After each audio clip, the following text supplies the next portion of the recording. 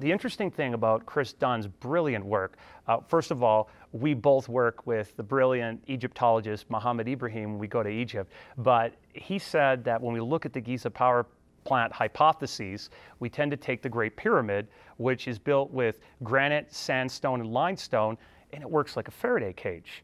So we're working with this idea that the Egyptians understood how to work with electromagnetic energy and gravity. Now, what's really fascinating about this is that when you look at granite, we would say that it has silica. And silica is where we get silicon microchips from, just like quartz with piezoelectrical energy, because it's a great insulator and conductor of electromagnetic energy.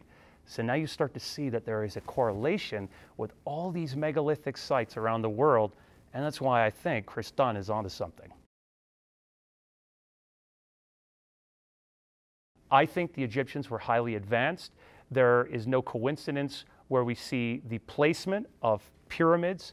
You know, on the Giza Plateau, we know that it's completely artificially leveled. We know when we go out into very particular places that have these unique positionings of obelisks next to these places, that the obelisks were almost like Tesla towers, that they act like acupuncture needles on the planet, if you will.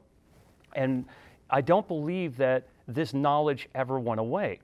So not only were the Egyptians using this, and not only did they have a brilliant understanding of this, but you might say that if you look all over America today, look over in Washington, in DC, or look in these places like Memphis, Tennessee, that's named after Memphis in Egypt. All of these places on earth that we know the early Masonic founders of America understood, they all place these obelisks in very particular places to tap into those areas of energy and transmit it, right? Not only do we have the Osirian shafts, but the whole area, the Giza Plateau, has these underground passageways that you can go underneath it. The whole thing's got subterranean complexes built alongside of it, which is really brilliant.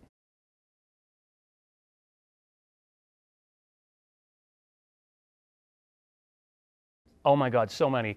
But my favorite would have to be, back in 2019, we were in a temple called Abydos. Abydos is one of my favorite temples, and a lot of people, they go there and they trip out that on the ceiling there is the depiction that we find of what looks to be like a helicopter, a submarine, an airplane. You've seen it, right? Okay, so that's really interesting. But I was telling Mohammed for years and years that the Egyptians were eating this stuff called white gold or mufkuts, and it was giving them sort of upgraded abilities. And the most incredible thing was when we were at that particular temple, there are these 7 rooms that we call the Holy of Holies. And they all have a false door that goes nowhere. It's called a door to the netters, or the gods.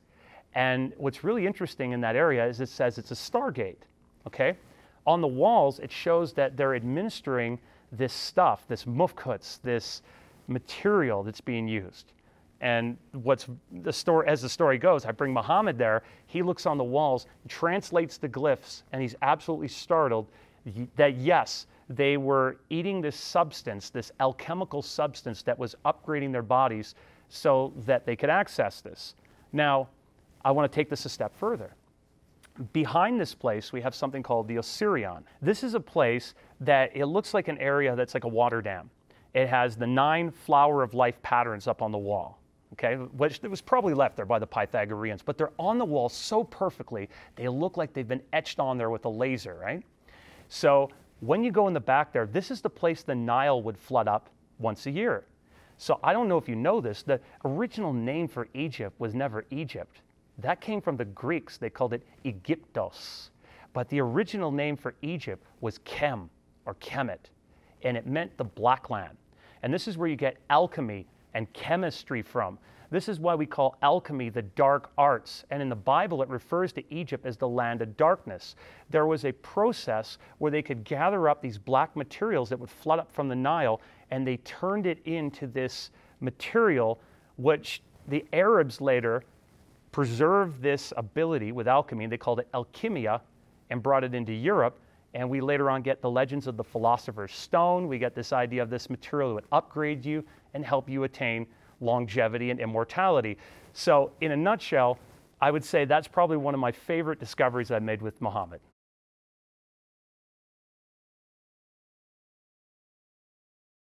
I believe they're absolutely connected. If you go over to the Edfu Temple in Egypt, which is dedicated to Horus, first of all, it's a magnificent temple because the walls are enormous, the doors are enormous. On the sides of the walls, we see the story of Atlantis there. Of course, in the original story of Atlantis, that Plato tells us he gets from his uncle Critias, that gets it from his great-great-great-grandfather Solon, when he traveled to Egypt when it was called Sais. Solon met with a priest named Sanchis. When he met with Sanchis, Sanchis was at a temple that was on the Nile Delta at Nefru. That temple had washed away, but I think this is a backup copy of that story. And what it tells us is that the Atlanteans were these great progenitors that were connected to the Egyptians, and that very much what we're seeing in Egypt, I believe, came from them, with these pyramidal technologies, with obelisks, with all these arts and sciences and profound knowledge. But what it says on that wall, it says what destroyed that civilization of seafaring people is that there was a great serpent that came down from the heavens and it destroyed them.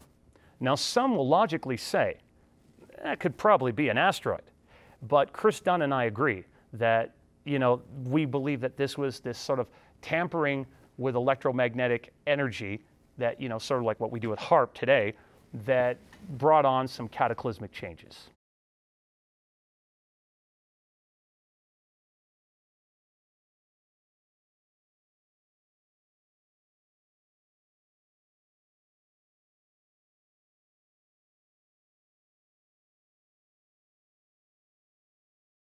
I think it was all of the above.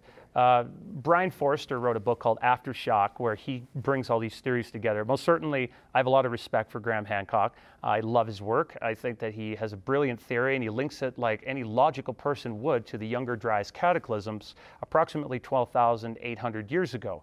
However, it is entirely plausible that if we were tampering with electromagnetic energy and gravity, that we brought upon ourselves a series of not only asteroids that, you know, we could have been doing things with our gravitational field, in our atmospheric changes, and we also could have brought on solar flare eruptions and CMEs and everything like that.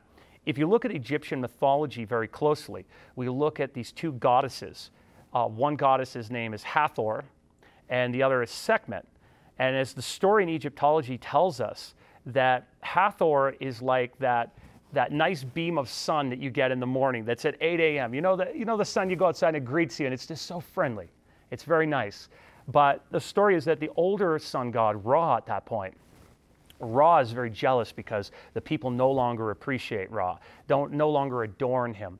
So he asked Hathor, he says, these Egyptians, they don't appreciate me anymore. He's like, I want you to take revenge on them and go after them. But she won't do it because she loved the Egyptians. And in this story, we start to see the cycles of our sun, that the ancients understood that our sun could be very fierce at times, and it very much could have scorched the earth to the point where in these cataclysmic areas, be it asteroids and solar flares, we see stuff like the glass sand that's in the Libyan desert, where these conditions have been so terrible that at that point, he has to put a spell on Hathor to become Sekhmet. Sekhmet is this lioness. She comes to the earth and she starts hunting down humans, destroying things. She's fierce and fiery. Ra says to her, he goes, can you just chill out for a second? Can you calm down? And she won't calm down. So in the Egyptian story, we hear that he creates these two lakes of wine. And the story is she gets drunk on the wine, falls asleep, calms down for a while. And in that, we believe these two lakes, one has a shadow under it, were possibly what was going on with the clouds in the atmosphere after the cataclysm. So it made it so that humans could exist under that period. And so we're told the sun went to sleep in that period. So in this story, he also gives her this special golden necklace with these various jewels, and the jewels are representative of our solar system. Things calm back down and they come together. One last thought on this before we leave it. When I've been over in Egypt, even with Brian Forrester, we've gone to places in Tanis, which much like Pumapunku and Tiwanaku in Bolivia, they have stones that have vitrification on them as if they've been scorched by the sun. Something came through there and just blew the place up and just annihilated it. And that's why I think we're dealing with a lot more than just an asteroid.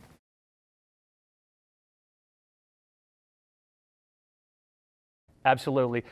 There's a lot of connections to these places. And there's also connections to an area called Lemuria. We have a lot of new evidence to suggest that Lemuria did exist, and that not only did it exist in the way that we thought it used to. So in a nutshell, really quickly, the story of Lemuria is that when we look over to the area of Madagascar, essentially the original theory is that because you could find lemurs, you could find them there, you couldn't find their fossils over in India or Africa, that there would have been this continent there. All of our great theosophists, Madame Blavatsky, even going over to the likes of Manly P. Hall and many others talked about Lemuria, and they talked about there being civilizations there for millions of years and giants. All of them confirmed that. But then in the early 20th century, those things started to get dismissed away with new theories we got in plate tectonics and continental drift. But fast forward it over to 2013, geologists visiting the area of the Indian Ocean, they have now looked over onto the beaches of Mauritius. Do you know where that is? Yes. Okay, so picture this for a moment. Over in Mauritius, where we're looking there, on their beaches, we have this radioactive particle in the sand called zircons, okay?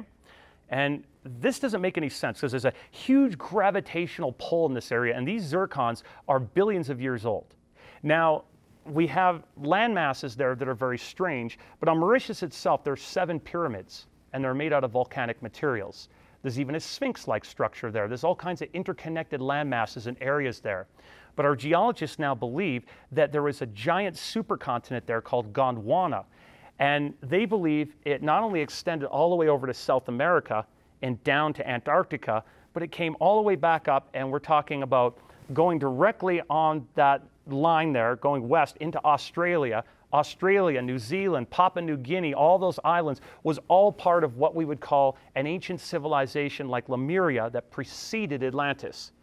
And when we look at this, we find other interesting clues, such as if you look on the beaches of Antarctica, the same sand that's on the beaches of Antarctica is in Australia with the same zircons. So now when we look up at Peru, you go up to Machu Picchu, Sacsayhuaman, you go up into Lake Titicaca, that's 12,500 feet above sea level. And it's got fossilized seashells in it and seahorses. It's all starting to make sense.